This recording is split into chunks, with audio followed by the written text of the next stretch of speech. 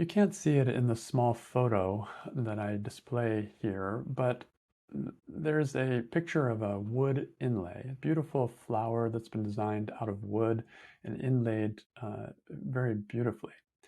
But if you look closely, you'll find that the chisel slipped just at the edge of the central flower in this wood inlay. And when you first think about it, the thought may come, oh, what a shame. Have you ever done anything beautiful and then had someone criticize you for some small flaw? It can feel almost like abuse when you first hear some criticism. It can make you feel so angry. Here I've made this amazing creation, and you're telling me about the one thing I did wrong? It can be very frustrating. But no one can cause me to experience stress except me. How do I break out of the stress? How can I experience criticism without stress? This is where the work of Byron Katie can be helpful. First, identify the stressful thoughts you're thinking in the moment of your stressful reaction to criticism, then question those thoughts. The result for me is an opening to criticism and a clear distinction between the criticism and my stressful reaction to that criticism, which I am often starting to see as actually optional. This is not something anyone can do for you. You have to go through the process and do it for yourself. So I do it by identifying the stressful thoughts, writing them down, and then questioning them. Here's how I did it recently. I have created what I think is an excellent system of customer service for my clients with good communication and an attitude of fairness and respect for my clients. I actually pride myself on how I treat my clients. But a new client found a flaw in my system and he criticized me for it. And he basically criticized me for how I unintentionally treated him. And he discontinued working for me after just one session. The reason was that I missed an important distinction. I didn't communicate my system to this new client. I normally automatically charge the credit card I have on file for client sessions.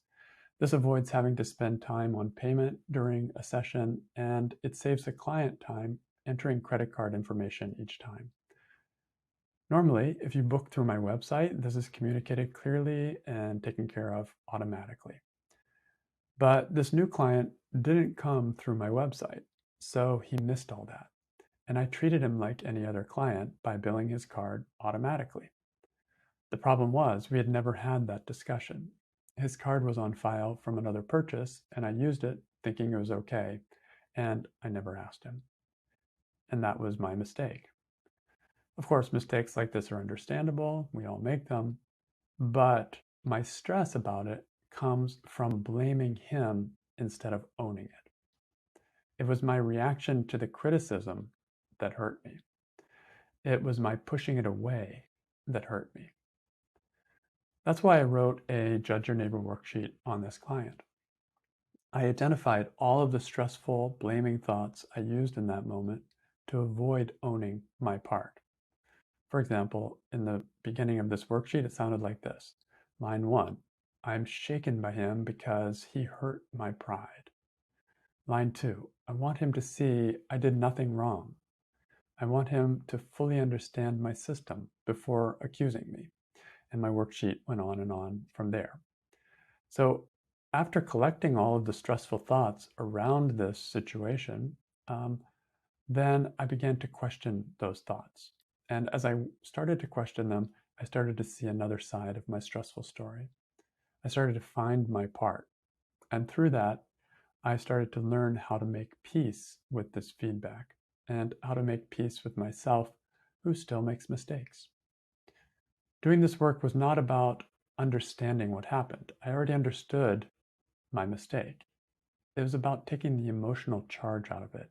And that requires almost a kind of surgery. And the work is just that quote unquote surgical tool to remove the sting from criticism. I encourage you to give it a try yourself. And here's a quote from Byron Katie. Feeling hurt by any criticism, feeling the slightest urge to defend yourself, means that there's something you don't accept and love about yourself. This is the very part of you that you want to hide. You want to be loved and understood, but not there. And this is from Byron Katie's book, I Need Your Love. Is That True?